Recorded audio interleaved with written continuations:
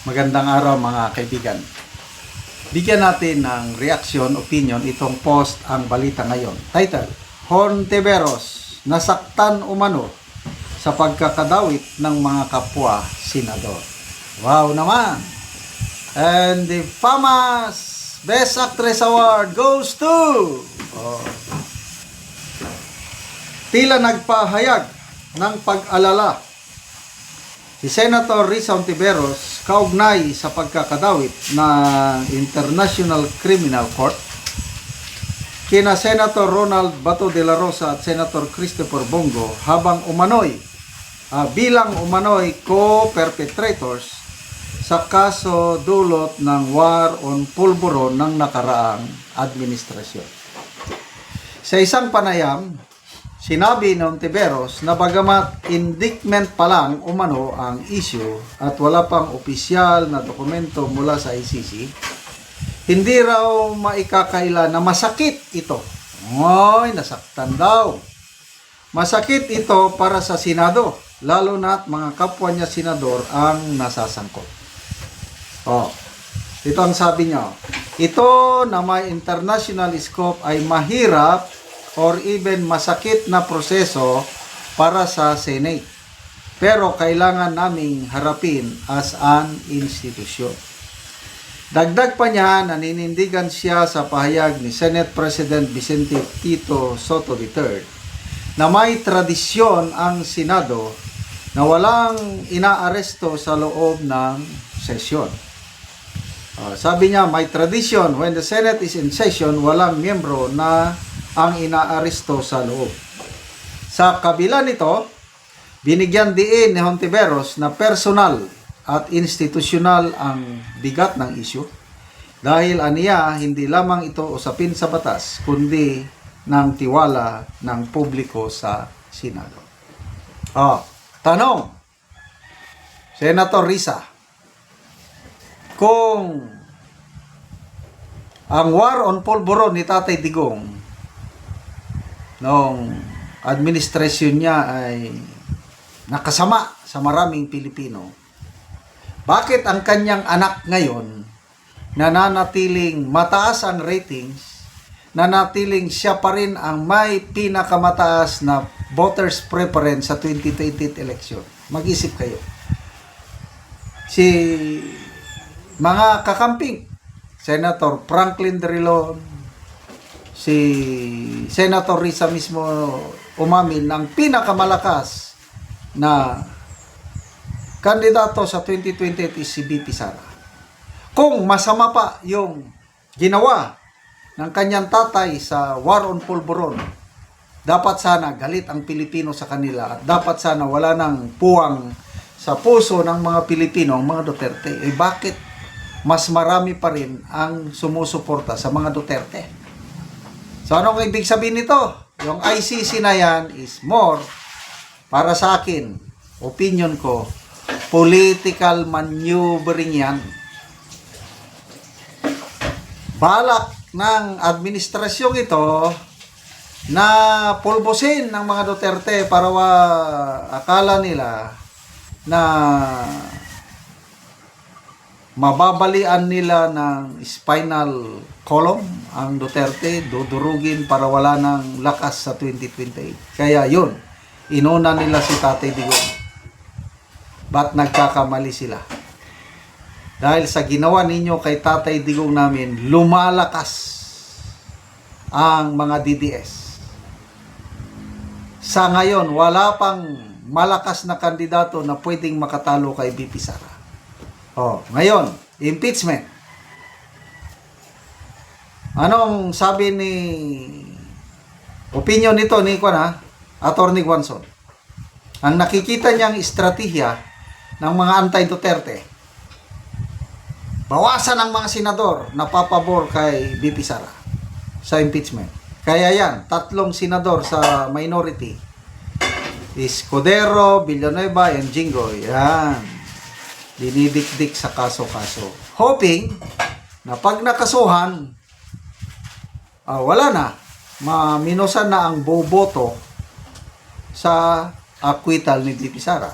So, 3. Tapos ito, dalawang senador na naman, ICC.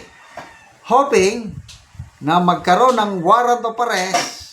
Bongo ay magtatago, hindi na makaboto. So, -5 na.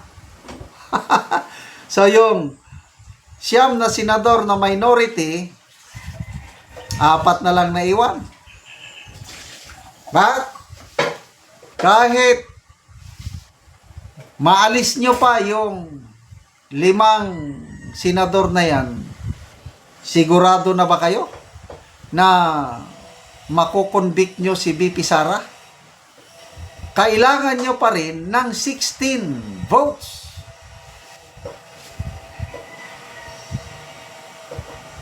Dahil ang computation is buo pa rin ng Senado 24.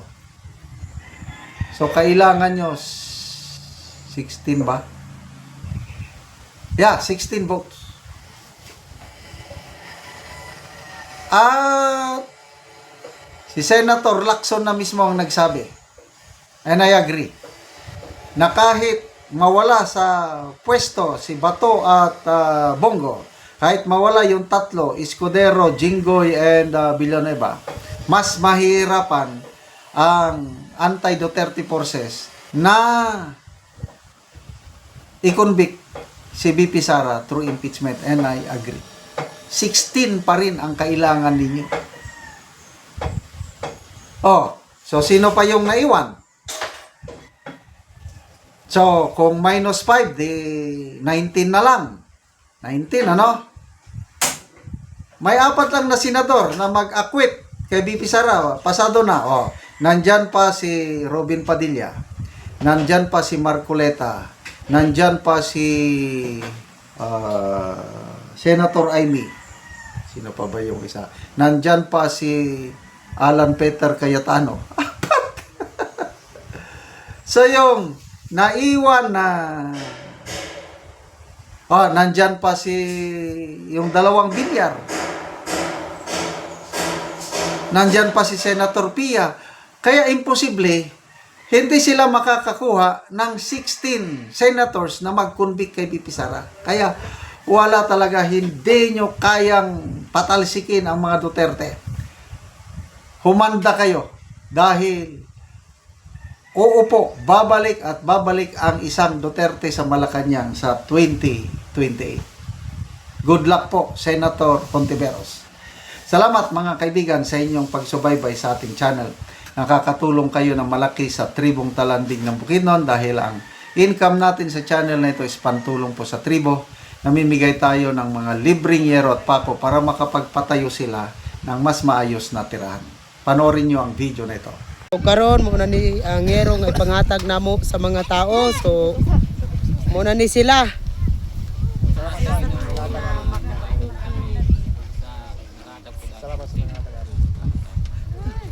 O muna pod ni ang mga lansang umbrella nils nga ihatag sila.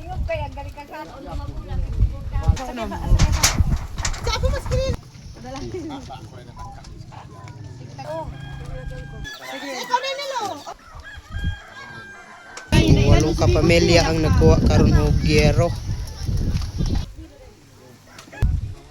Motor lang ang kargahan.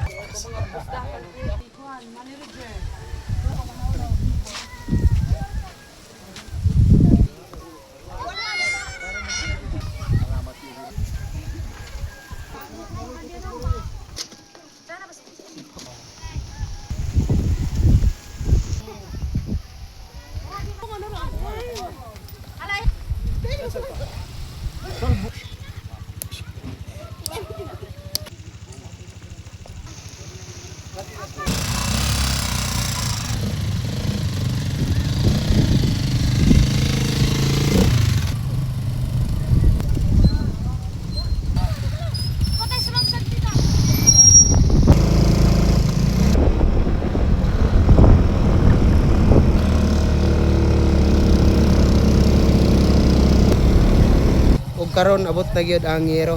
Wala.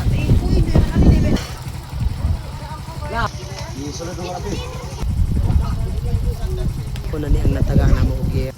Og karon mo na ni ang atop sa natagaan namo og yero. mga sako o angero buslot na gyud kaayo. So mo na ni ang ilang pagpuyo. Pat sa Ginoong nga karon nga makatop na ni karon. Oo. Tabang. Oo lagi. So salamat kaayo. Binibindang mo. So pila na ni ka tuig ang inyong atop nga mga sako lang, nga mga iro na nga putol na. 4 years naman siguro ni. Opat na- 4 years na, opat na katuig. Upat na ka tuig ang inyong pakantos nga gaulanan mo. Oo. So salamat kaayo.